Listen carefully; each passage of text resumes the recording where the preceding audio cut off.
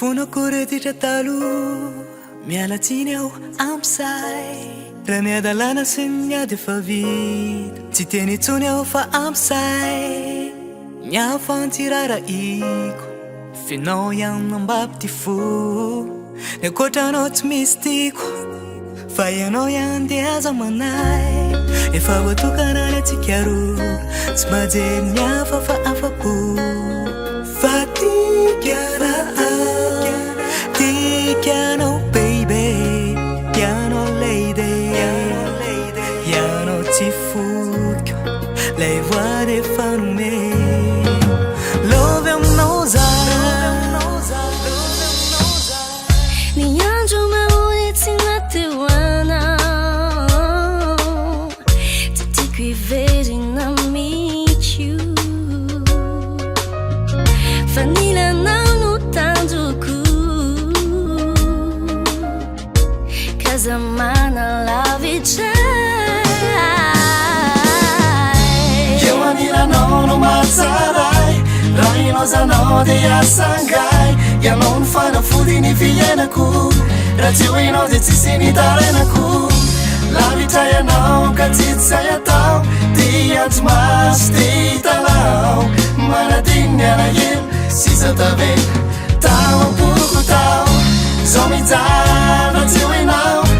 zao marara lavitranao mamaniny iatsy manako lay fitiavako stiko ia zao mijana tsy hoinao zao marara lavitranao mamaniny iatsy manako lay fitiavako stiko ia niodikodina nitady zay anjara masoandro ka tozanao ty fo nahitanao de ravo nieritreritra nandeha teny any hoe ianao ilay anjara fa niriko ane de ratray hitoetra nilanao mandrakzay de ianao le tiko anilanao le faniry eo anilanao no matsaray raha inozanao dia asangay ianao ny fanafody ny fiainako raha tsy hoinao dia tsisy ny tarenako lavitray anao ka tsitsay atao dia tsy masy ty talao manadiny alahelo sisa tavela tao ampoko tao zao mijana tsy hoinao zao marara lavitranao mamaliny iatsy manako lay fitiavako stiko ia zao mijana tsy hoinao zao marara lavitranao mamaliny iatsy manako lay fitiavako stiko ia Gaganao izao e next to you niato e natapoko zany eo afatsy meniafo hoanilanao io mapetipety anahy matsiaro sambatra tsaiky anao ramba amizany ka tiako mba hitambatra hoe mandrakizay kony omekanao ny mamy tsy asiko feritsony ataovy tsara tsaina hoe lasanao ny foko ianao ihany mandraka tsy mila afatsony